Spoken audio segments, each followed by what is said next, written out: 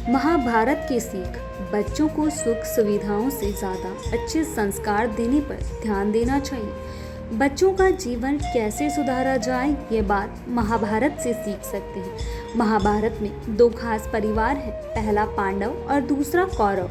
पांडव परिवार में कुंती और 5 पुत्र थे, जबकि कौरव परिवार में धृतराष्ट्र और गांधारी के साथ 100 पुत्र थे। पांडवों के पास सुख सुविधाओं का अभाव था, जबकि कौरवों के पास सारी सुख सुविधाएं थी।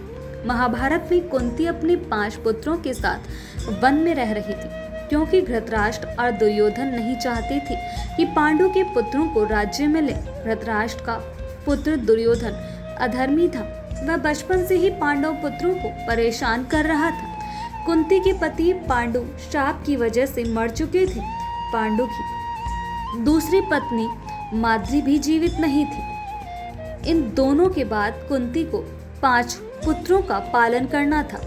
3 पुत्र कुंती के थे और 2 पुत्र माद्री के थे।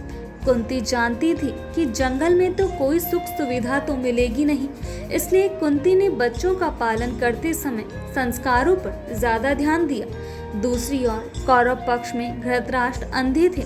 गांधारी ने भी आंखों पर पट्टी बांध ली थी। दुर्योधन और उसके भाई लगातार गलत काम कर रहे थे, लेकिन माता पिता ने उनकी ओर ध्यान ही नहीं दिया। नतीजा यह हुआ कि सभी कौरव वंश नष्ट हो गया।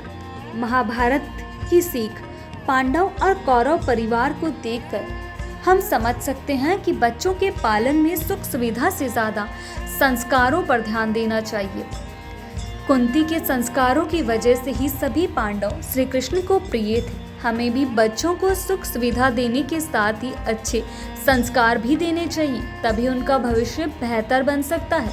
इस संबंध में लापरवाही की गई तो बच्चों को जीवन भर परेशान होना पड़ सकता है।